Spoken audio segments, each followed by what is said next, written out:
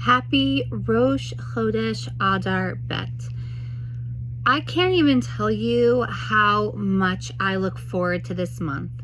And it's one of those months that I can't just celebrate once a year because Adar Bet is usually every 3 years when we have a leap year in the Jewish calendar. Now I want to teach you something fascinating that I don't think most people know, why this month is so holy, how it's incredibly special, and how it connects to my favorite holiday, Purim. So to understand the power of Adar Bet, we have to go back in time to the story of Purim. Now, if you asked most Jews, when did the story of Purim take place? They're going to say, well, of course, the 13th of Adar, because that's when we celebrate the Purim story every single year. However, that's not true. The 13th of Adar was the day that Haman chose with his lottery on when he thought he was going to annihilate the Jewish people across the globe, because the 127 provinces was really where all the Jewish people lived on planet Earth at that time.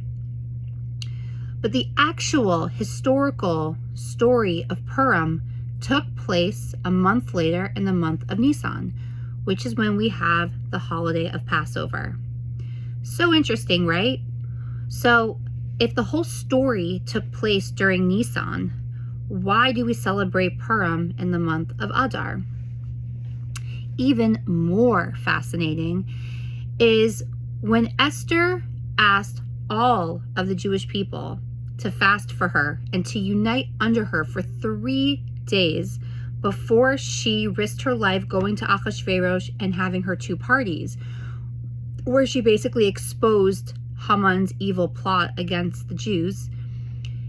Those 3 fast days took place on the 14th, 15th, and 16th of Nisan. So for anyone who knows their historical Jewish calendar dates, that's Passover. That's when we have our Passover Seders, or the 14th and 15th of Nisan. When the story of Purim took place in Shushan with Esther and Mordecai, and Esther asked the Jewish people to fast, that was the only time in Jewish history that there was no Passover Seder.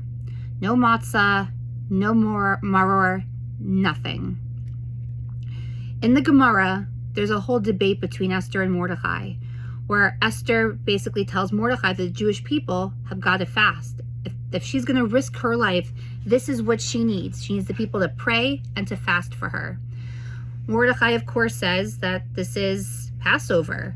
There's no way. How could they not have a Passover Seder? And her response is, if there's no Jewish people, then there is no Passover. So that year, there wasn't a Passover, which is extraordinary because I feel like no one ever talks about this and no one actually looks at these dates. Now, of course, we know that Esther was successful, Mordecai was successful, Haman was not as fortunate, and everything turned around for us.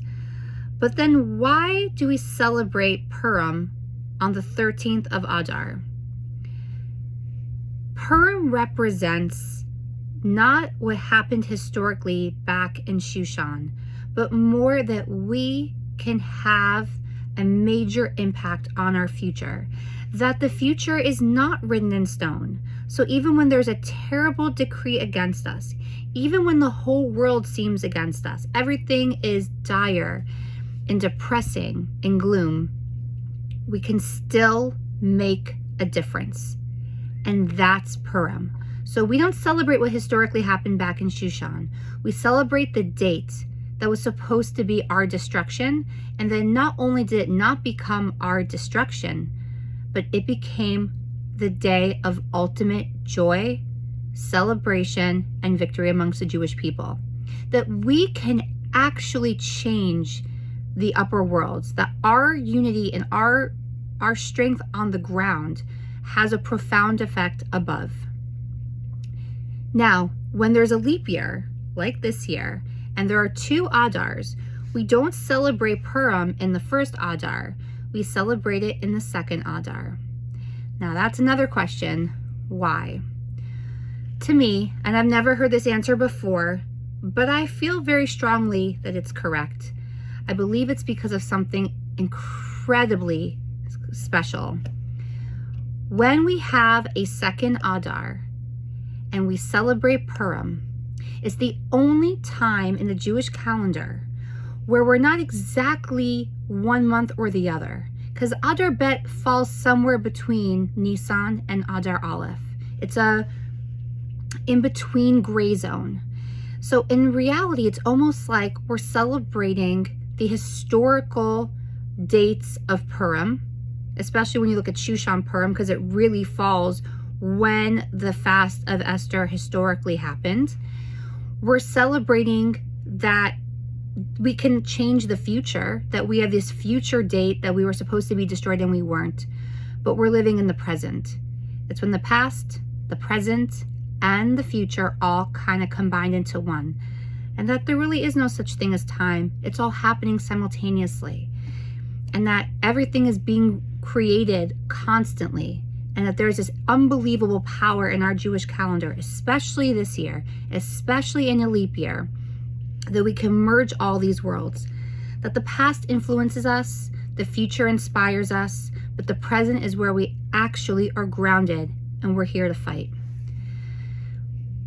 Adar Bet is also the 13th month of the year.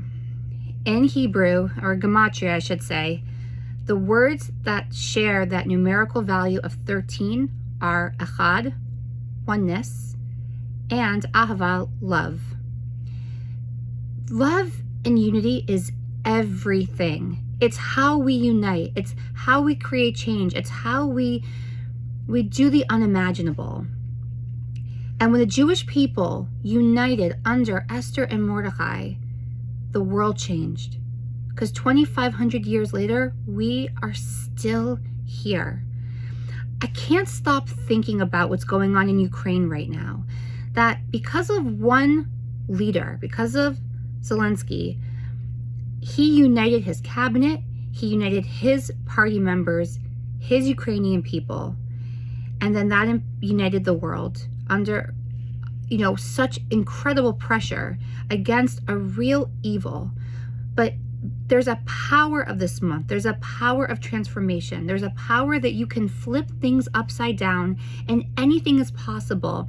But it has to start with real, authentic love and unity, and that leads to joy. And then anything can happen. The people of Ukraine are in so much pain right now. I can't even imagine what they're going through. But I will say that if there's any time in the Jewish calendar that this should be happening, where there's a chance for, God willing, a real miracle, a real unification, a real underdog fighting back and winning, it's now. But that's how powerful unity, and that's what the power of Adar is, and Adar Bet, and this partnership. One last thought. The story of Passover and Purim are really interconnected, because Passover is all about God coming down and saving the Jewish people. And it really is God versus humanity, that there's no such thing as a person being a God, right? It's God versus the Pharaoh in the story, but there's somebody who's missing in the Passover Haggadah, and that's Moshe.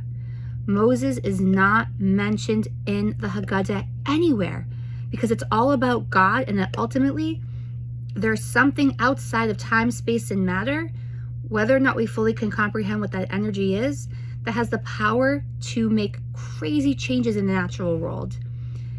But the story of Purim in the Megillah, somebody else is not mentioned, and that's God. God is not mentioned once in the story of Purim, because it's our energy, that Judaism is a partnership. There's a partnership between the metaphysical and the physical, between God and humans, between what we understand and what we can't understand. And even though we are not a God, when we unite individually and we come together, we can make a change. We can affect the upper worlds. And that's the power of this month. And when we have a second Adar, we have an extra boost of joy, an extra boost of unity, an extra boost of this incredible energy that we can all tap into. I changed my life 5 years ago in Purim. That's when my journey started, my weight loss journey, my teaching journey, my journey on many fronts. I've tapped into this energy before, and it's profoundly powerful. I urge all of you, if you want to make a transformation and a change, to make it in this month, and to have no fear, to only have optimism, courage, and joy moving forward, and to unite inside of yourself and outside of yourself as much as powerful. And my last plug-in is that on Wednesday, March 16th, I will be throwing a major unity event in Boston to celebrate Purim. I just don't do this party because I want to throw a big, fancy, unbelievable experience. If there was nothing authentic and special, deep-rooted on that day, it would just be another party. But the magic to my party is that it's true unity, where every Jewish young adult organization in Boston is working together on this. We don't have another competing event, and the Jews of Boston are really going to come together and unify and celebrate in a very powerful way. And to me, there is nothing more magical or powerful other than that. So with that, thank you for listening for 11 and a half minutes. I want to wish all of you Shabbat Shalom, a Rosh Chodesh Adar Bet Tov, and wishing you just the most incredible transformation in this month. And may you figure out whatever it is that you want to conquer, that you fight and follow your dreams, and you make your inner intuition come true.